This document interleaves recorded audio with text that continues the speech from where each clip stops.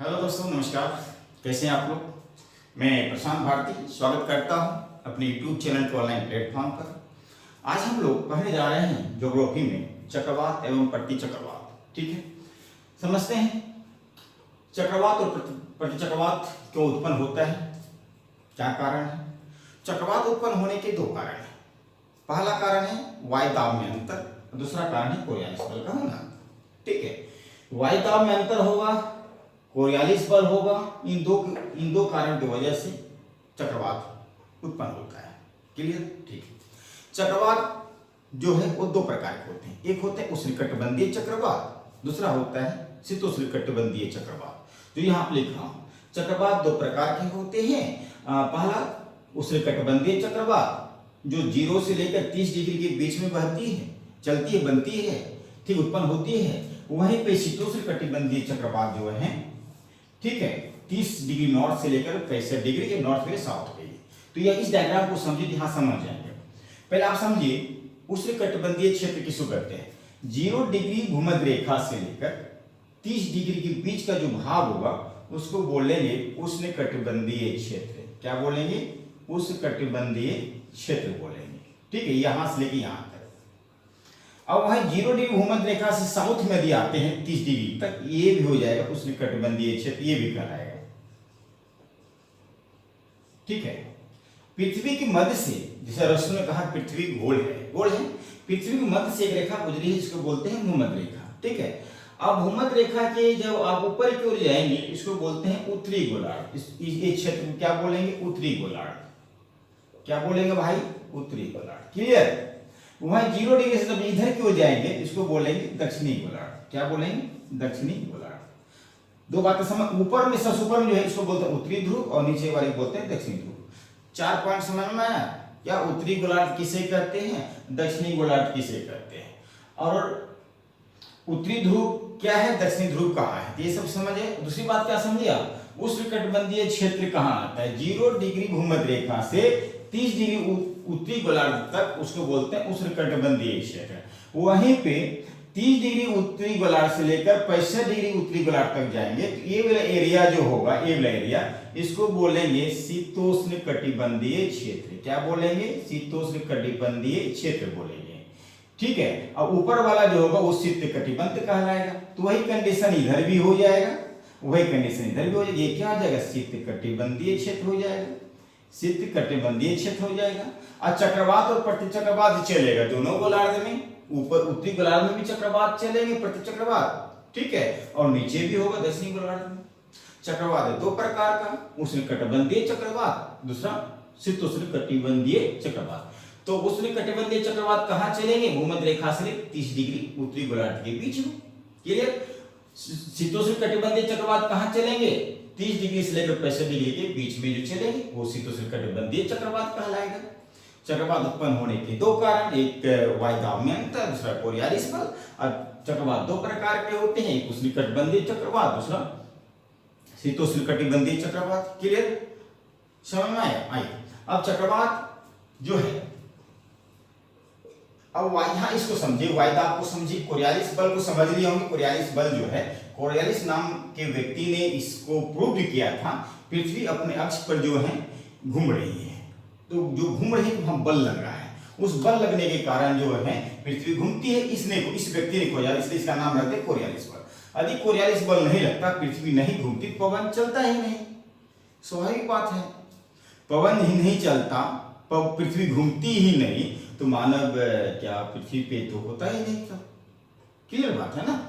ठीक है, तो आइए तो समझते हैं कोरियालिस बल और वायुदाब में अंतर हो रहा है तो चक्रवात उत्पन्न हो जा रहा है। तो वायुदाब को समझिए, वायुदाब क्या होता है। ठीक है, वायुदाब में अंतर क्या होता है समझिए।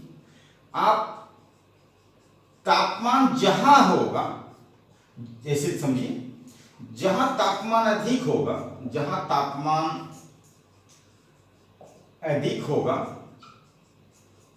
वहां उन क्षेत्रों में या वहां वायुदाब कम होगा, कम होगा। ये इस बात को समझ में आया? नहीं समझेंगे दोबारा समझिए, इधर आइए।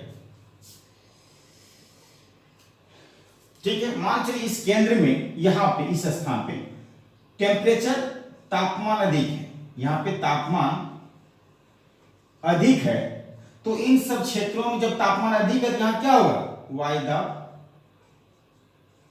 कम होगा। क्लियर है ना?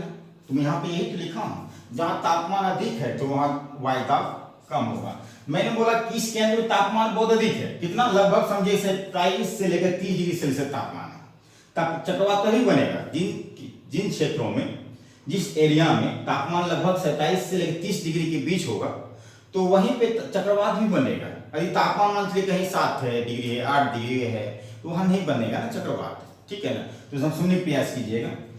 तो इस केंद्र में तापमान अधिक हुआ तो वायुदाब कम हो गया। यदि मैं यही बोलूं इन क्षेत्रों में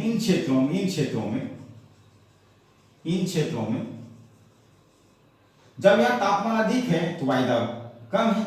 यदि मैं बोलूं यहां पे इन क्षेत्रों में तापमान कम है, जब यहां तापमान कम है तो इन क्षेत्रों में वायुदाब क्या हो जाएगा, वायुदाब अधिक हो जाएगा।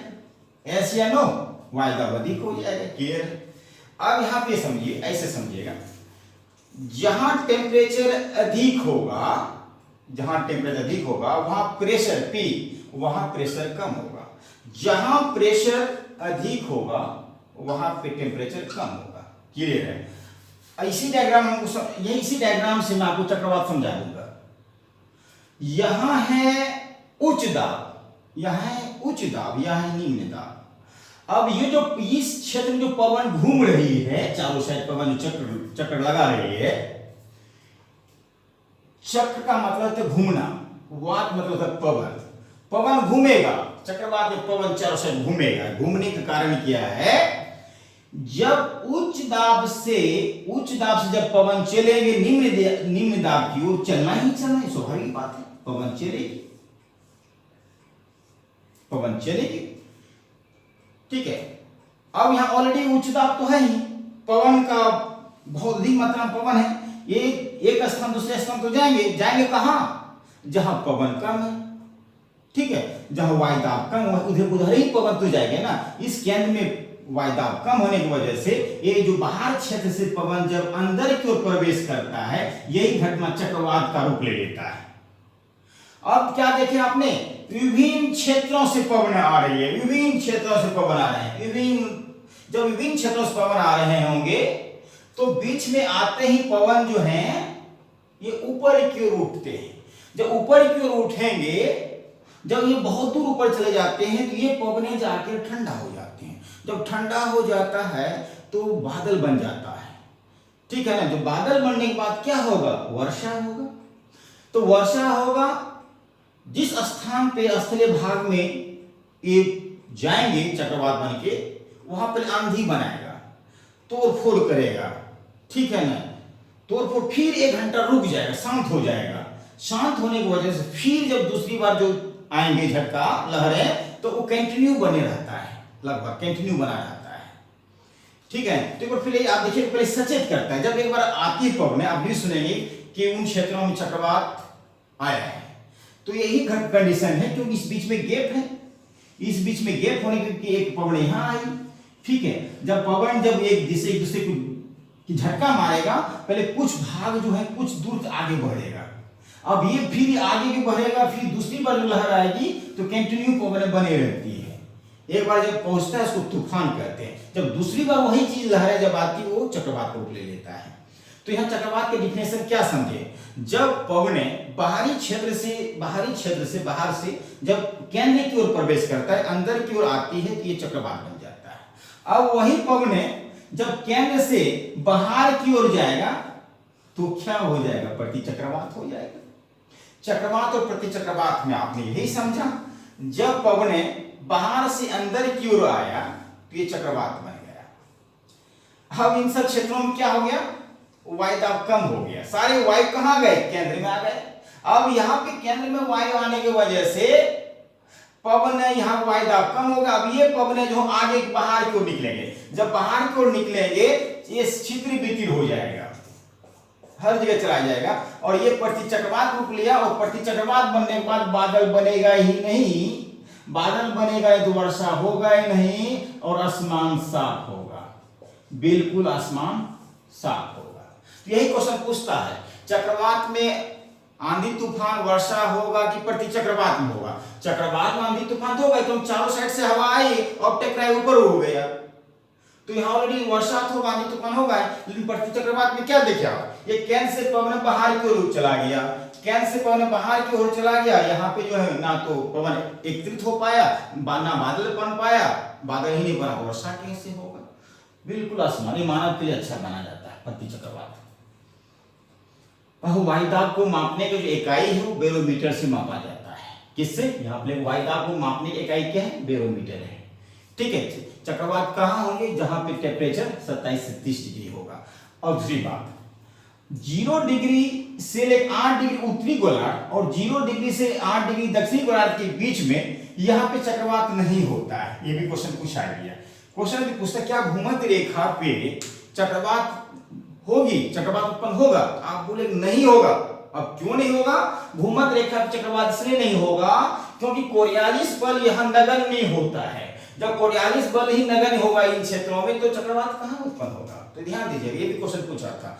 तो चक्रवात कहाँ होगा? 8 डिग्री से ऊपर ही चक्रवात बनेगा। 8 डिग्री से ऊपर ही चक्रवात बनेगा। 8 डिग्री उत्तरी गोलार्ध के ऊपर ही चक्रवात बनेगा, या इधर बनेगा चक्रवात। आप इनको समझ लो। और एक चीज और, एक बात और समझिए आप। क्या समझेंगे? एक बात, एक मिनट, एक सेकेंड। ठीक है, आपको क्या समझना है कि चक्रवात जब उत्तरी गोलार्ध में उत्पन्न होती है तो ये एंटी क्लॉकवाइज में घूमती है।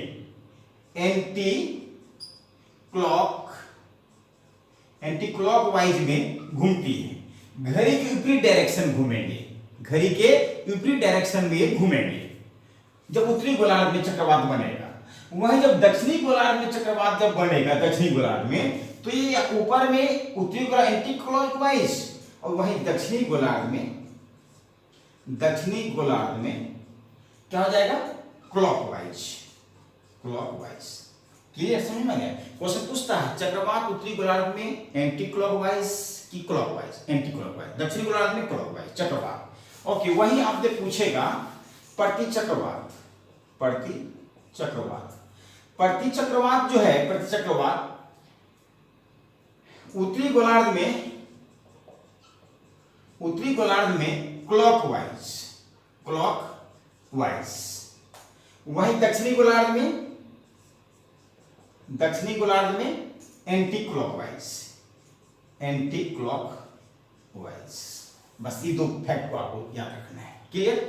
अब कुछ पॉइंट और समझिएगा कि चक्रवात को अलग अलग देशों में कुछ अलग अलग नाम दिया गया है। ठीक है, भारत में इसको कहते हैं चक्रवात। वहीं पे मैक्सिको की खाड़ी में चक्रवात बनता है, यूएसए अमेरिका में टॉर्नेडो कहा जाता है चक्रवात को। वहां एक और चक्रवात चलता है, हरिकेन। आदि क्वेश्चन पूछता है अमेरिका में चक्रवात को क्या कहा गया है? टॉर्नेडो और हरिकेन कहा गया है। हरिकेन चक्रवात कैरेबियन सागर से उत्पन्न होती है तो अमेरिका के तट पर पहुंच जाता है, बहुत जो है नुकसान पहुंचाती है। टॉर्नेडो वही मैक्सिको की खाड़ी में उत्पन्न होता है, अटलांटिक महासागर में, तो वहां भी उत्पन्न करता है, बहुत ज्यादा अधिक मात्रा में नुकसान पहुंचाता है टॉर्नेडो और हरिकेन। तो याद रखिएगा, वहीं पे जो है प्रशांत महासागर के साइड में चाइना है, देख रहे हैं, तो वहां भी चक्रवात बनता है। दक्षिण जो चाइना है, चीन है, वहां पे चीन के बगल में एक सागर है, उसका नाम है दक्षिणी चीन सागर। जब दक्षिणी चीन सागर, ऐसे समझिए, चीन में चक्रवात को बोलते हैं टाइफून। क्या बोलते हैं? टाइफून। याद रखिएगा, चीन में चक्रवात को बोलते हैं टाइफून। अब हिंद महासागर में एक चक्रवात उत्पन्न होती है जो ऑस्ट्रेलिया के पश्चिमी साइड में, ऑस्ट्रेलिया के पश्चिमी साइड में जब चक्रवात उत्पन्न होती है, ऑस्ट्रेलिया में चक्रवात को कहते हैं विली। ऑस्ट्रेलिया में चक्रवात को क्या कहते हैं? Willy willy. क्या कहते हैं? Willy willy. उम्मीद करता हूं कि आज क्लास आपको मजेदार रहा होगा। तो इसी टाइप के जो वीडियो हैं आपको जो है शॉर्ट वीडियो मैं आपको अलग अलग टॉपिक से जो ठीक है आपको भेजते रहूंगा। आप लोग जो है थोड़ा इंटरेस्ट से इस वीडियो को देखते रहिए। ज्योग्राफी टोटल सब्जेक्ट आएगा। ज्योग्राफी में एक भी प्रश्न नहीं छूट सकता है दोस्तों, ये मेरा वादा है, चाहे कोई भी एग्जाम लीजिए आप। ठीक है, चक्रवात से क्वेश्चन पूछा कि इसलिए आपको मैंने समझा कि ज्यादातर वही पूछता है कि चीन में चक्रवात को क्या कहा जाता है, क्यों उत्पन्न होता है, उसके लिए क्या क्या कंडीशन है, सारे कंडीशन मैंने आपको बता ही दिया है। ठीक है, बस आज की वीडियो में बस इतना ही, फिर मिलते हैं नेक्स्ट क्लास में। ठीक है दोस्तों, थैंक यू सो मच।